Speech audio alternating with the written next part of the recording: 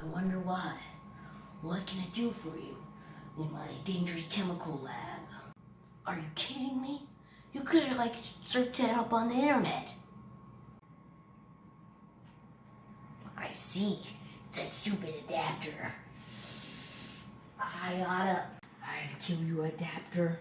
Look at my life support. I can't do that. My child. So you asked about the life cycle of stars, huh? Okay. Well, the best of any is to take you there.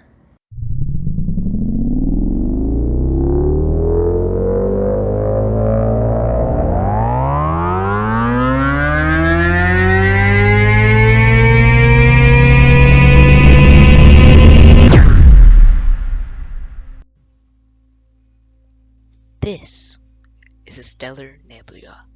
It is a massive cloud of dust, hydrogen, helium gas, and plasma.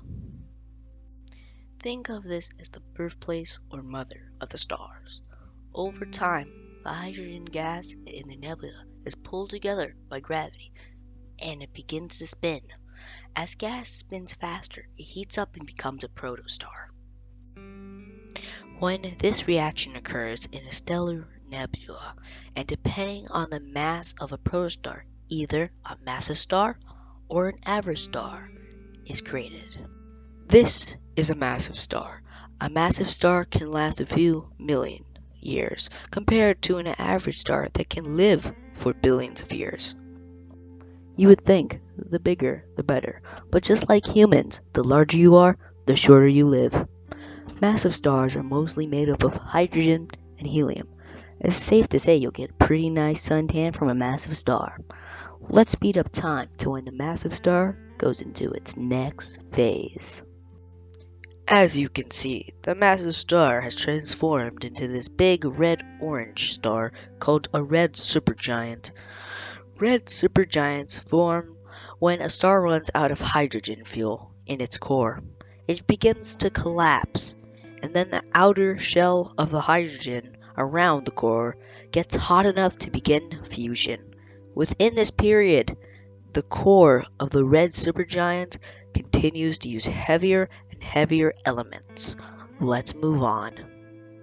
As the star runs out of nuclear fuel, some of its mass flows into its core. Eventually, the core is so heavy that it can't withstand its own gravitational force, and the core collapses, which results in a giant explosion of a supernova. The supernova will either become a neutron star or a black hole. Black holes form when the center of the supernova collapses in upon itself.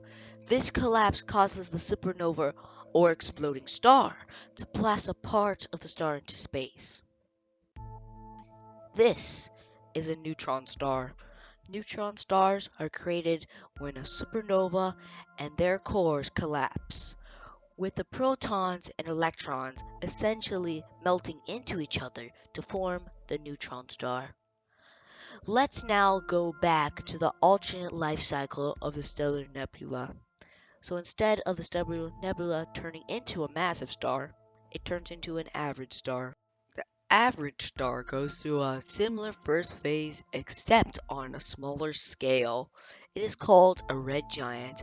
A red giant is formed when a star like our sun runs out of its hydrogen fuel. The next phase is a planetary nebula.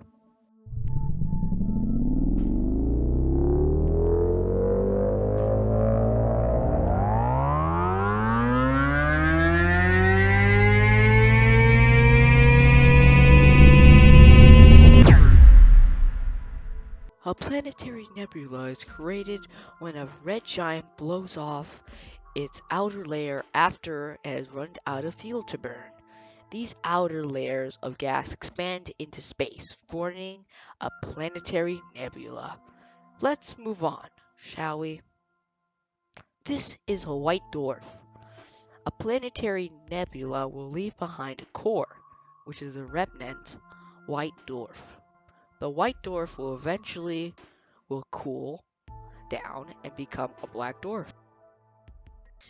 Oh no, that black hole came back to take me alive! You'll never take me alive! Ah!